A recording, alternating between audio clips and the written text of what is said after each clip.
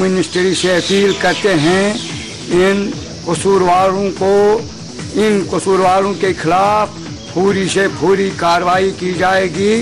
A direct appeal to the Congress top brass as Omar's ally rushes to damage control mode.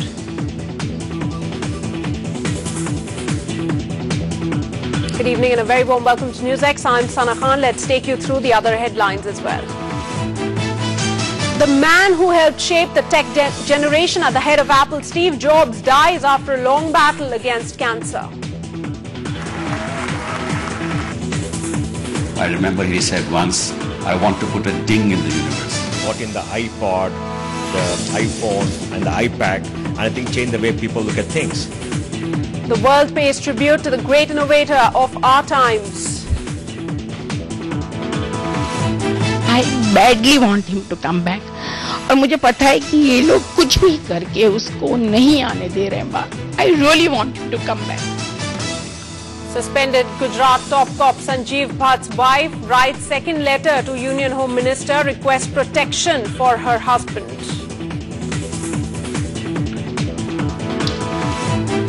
And India observes and celebrates the victory of good over evil on Dussehra today.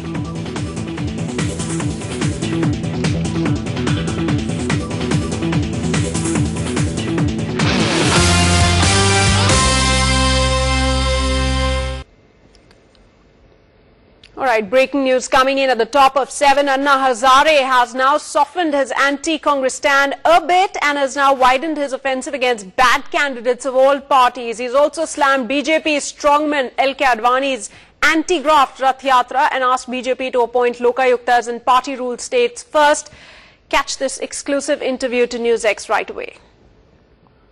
Anna Hazare from Raleigh Siddhi, he is going to talk of how he's taking his campaign to the next phase.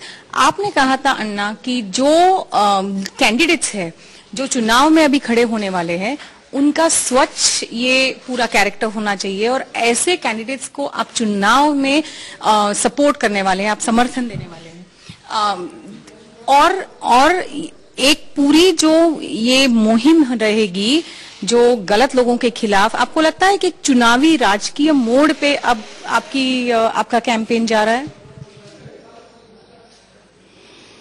अभी पक्ष और party पर विश्वास नहीं रहा. कोई भी पक्ष और पार्टी इतनी साफ दिखाई नहीं देती, लेकिन पक्ष में अच्छे लोग हैं, कहीं ना कहीं अच्छे लोग हैं. इसलिए मतदाताओं ने पक्ष और पार्टी को मत देखो, चारित्रशील उम्मीदवार देखो जिसका चारित्र अच्छा है, समाज के लिए वो सेवा भाव से काम करता है. ऐसे व्यक्ति को देखो जो उम्मीदवार है और ऐसे व्यक्ति को आप वोटिंग करो.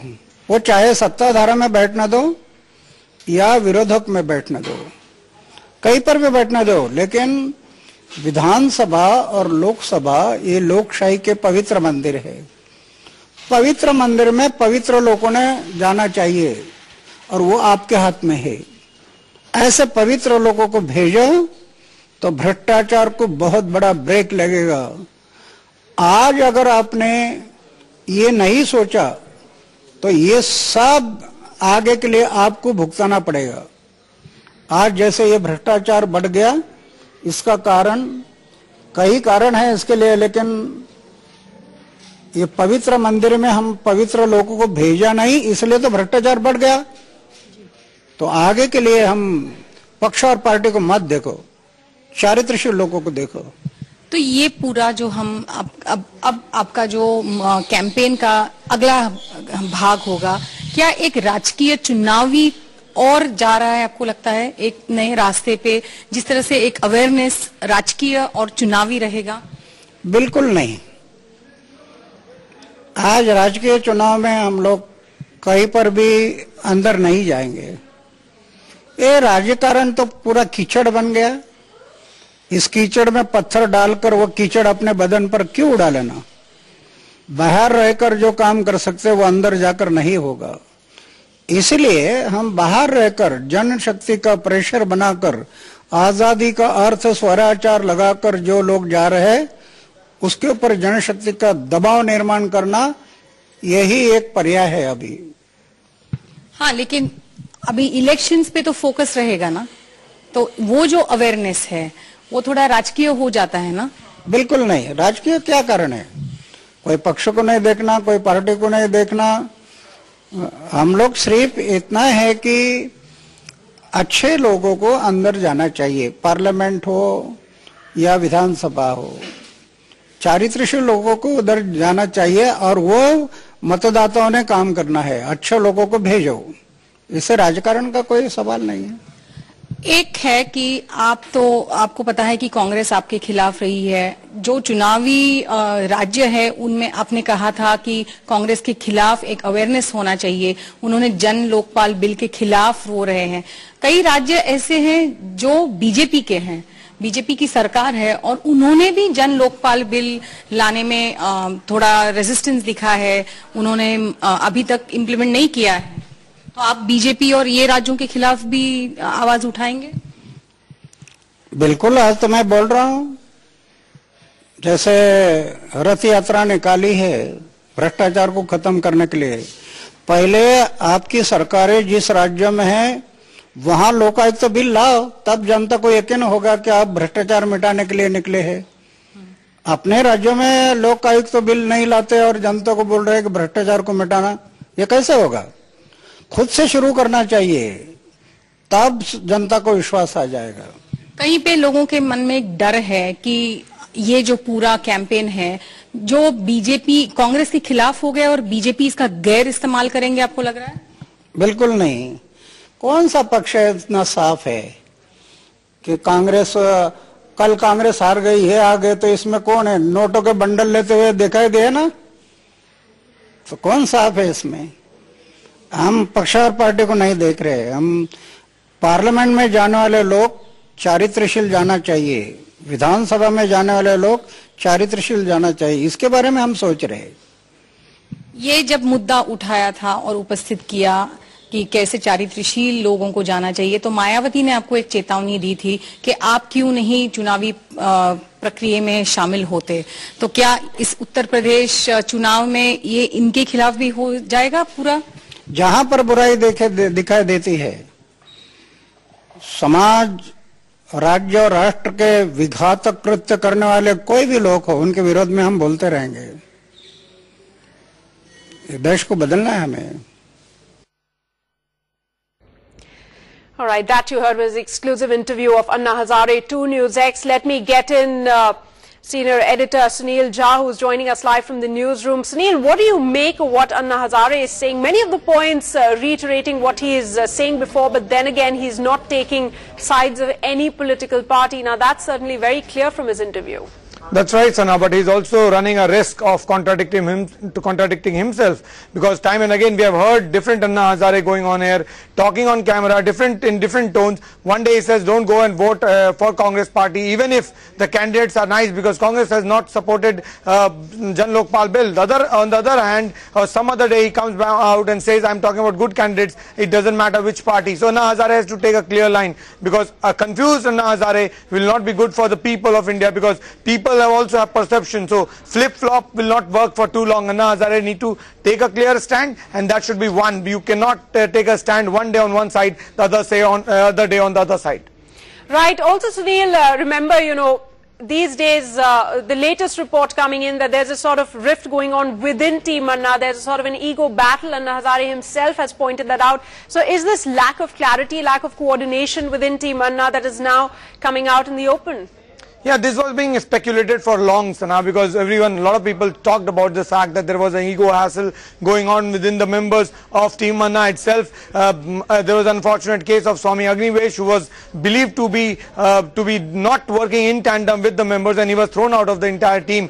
Thereafter also there were talks about this, but ever since the interview has appeared, where Anna Hazare has been quoted as saying this perception has become strong. The point is, Anna Hazare has acquired a figure as a stature which is much beyond what one could generally see in the modern India and the current situation. In that, keeping that in mind, Anna Hazare has to be very, very clear on what he is saying, and also need to be very careful about what indications they are giving. A flip-flop will not be in the interest of Anna Hazare or his team or his movement. All right, Sunil, just stay on with us.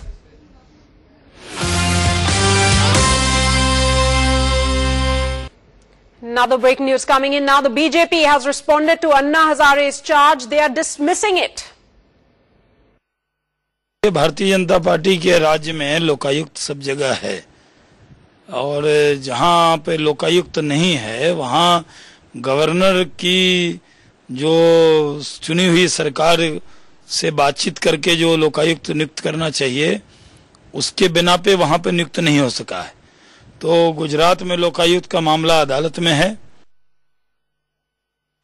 Right, Sunil, something which one can expect. What would you say to the way now the BJP has been very quick to react on Anna Hazare's comment? See, when things go in favor of BJP or Congress party, they praise it. When it goes against them, they obviously do not agree. The point is not about BJP or Congress. I think it has reached a stage where Anna Hazare has to now draw a line, and he has to draw a clear line, because at the end of the day, it is his perception which is at stake, not BJP or Congress party. They are political parties. Anna Hazare is considered as apolitical. So in keeping that in mind, Sana, it's very important that Anna Hazare comes out and takes a one single line which is consistent. You cannot, there is no scope for changing a stand almost with every hour or every day, because that would land him nowhere.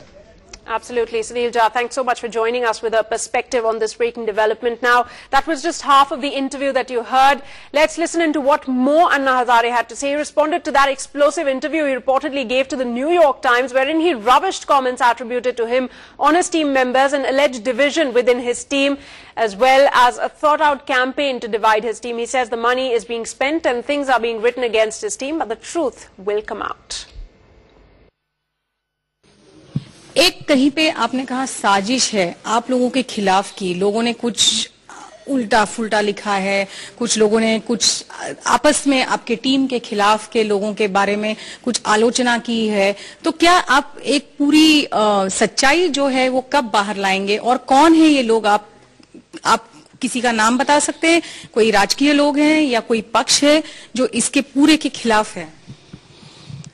ऐसे तो एक moment अभी चल रही बोल के मुझे सुनाई दे रहा है कि हमारे जो मोमेंट है इसमें हमारे जो कार्यकर्ता है, सिविल सोसाइटी है, इसमें फूट डालने का प्रयास हो रहा है और करोड़ों रुपया उसके लिए खर्चा हो रहा है कि इस आंदोलन को सैंडबैग कैसे मिले। इनके विरोध में बोलने वाले लिखने वालों को हाथ में पकड़कर एक कोशिश हो रही है, लेकिन कुछ नहीं होगा, उनके दिमाग में नहीं आ रहा। आज तक इतना कोशिश किया, क्या हुआ? लेकिन ये लोग हैं कौन? अभी हमें पता नहीं, लेकिन मुझे मैसेज आ गया। हाँ, लेकिन आपका कोई शक है कि कोई राजकीय लोग हैं? है ही है।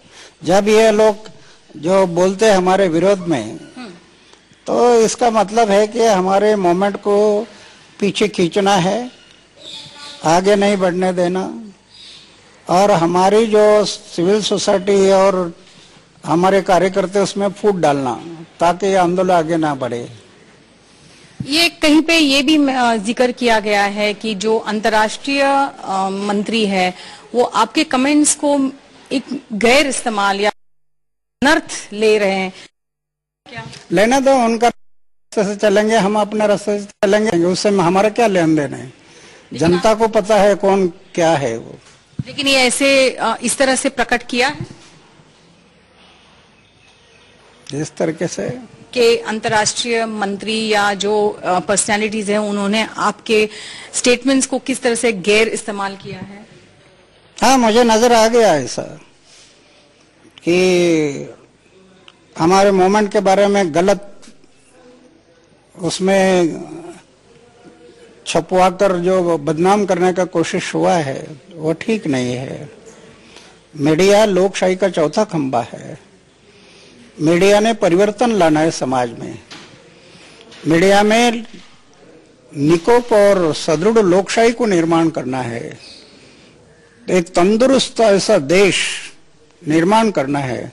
ये कई लोग ऐसे संकुच दृष्टि से जा रहे हैं कमर्शियल बेड सामने रखते हुए, तो ये मीडिया का उद्देश्य ये नहीं है। मीडिया का उद्देश्य परिवर्तन लाना है, समाज को बदलना है हमें। और ये ऐसे संकोच दृष्टि से आप चले, कई मीडिया में कई लोग हैं, भले उसका प्रमाण कम है, लेकिन उनको सामाजिक राष्ट्रीय दृष्टिकोण नहीं है, और इसके कारण उलट पुलट कुछ ना कुछ लिखते रहते हैं।